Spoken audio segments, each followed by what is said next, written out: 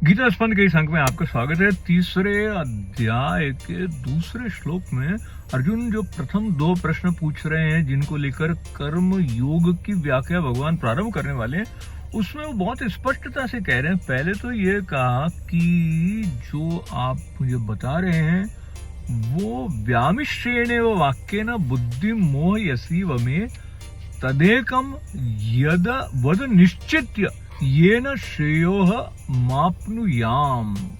यानी वो कह रहे हैं कि आप जो बात कह रहे हो वो मुझे थोड़ा कंफ्यूज कर रही है कि भाई बुद्धि योग का आश्रय लूं, कर्म योग करूं, कर्म करूं कि नहीं करूं।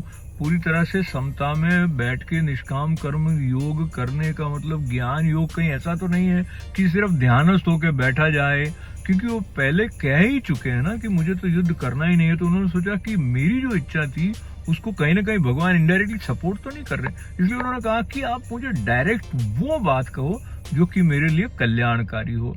अब ये जो प्रश्न उठाया है अर्जुन जी ने, वो हमें भी लगता है कि कम्युनिकेशन की दृष्टि से अभी भी कई बार ऐसी स्थिति है कि वक्ता क्या कह रहा है और हम उसका अर्थ क्या समझ रहे हैं, और कई बार हम वक्ता के मंतव्य को ठीक से समझने का प्रयत्न किए बिना जो धारणा हम बना लेते हैं उसके अनुसार आचरण करने लग जाते हैं। उसके अनुसार आचरण करते हुए हम वहां पहुंच सकते हैं जहां पर पहुंचने का संकेत वक्ता ने दिया नहीं था।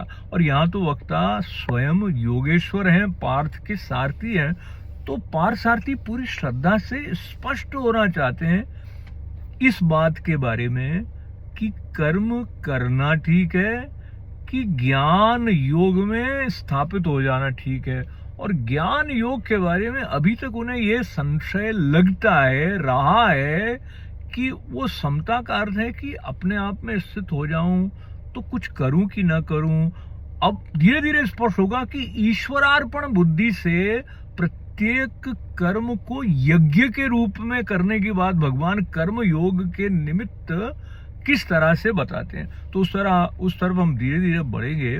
पर मुख्य बात यह है कि अर्जुन हमारे मन को समझते हैं ऐसा लगता है। तो कृष्ण भगवान के साथ साथ, बल्कि कहीं कहीं कृष्ण भगवान से यूं आंख चुरा के उनसे भी अधिक हम अपनी तरफ से कृतज्ञता का भाव अर्जुन जी के प्रति भी रख लेते हैं, क्योंकि ये श्रेष्ठ धनुर्धर यदि इतनी स्पष्टता से अपनी जिज्ञासाओं को पार्थ सारथी के सम्मुख नहीं रखते तो हमें ये गीता का अमृत कैसे मिलता है कि नहीं। क्या कहते हैं आप? जय श्री कृष्ण।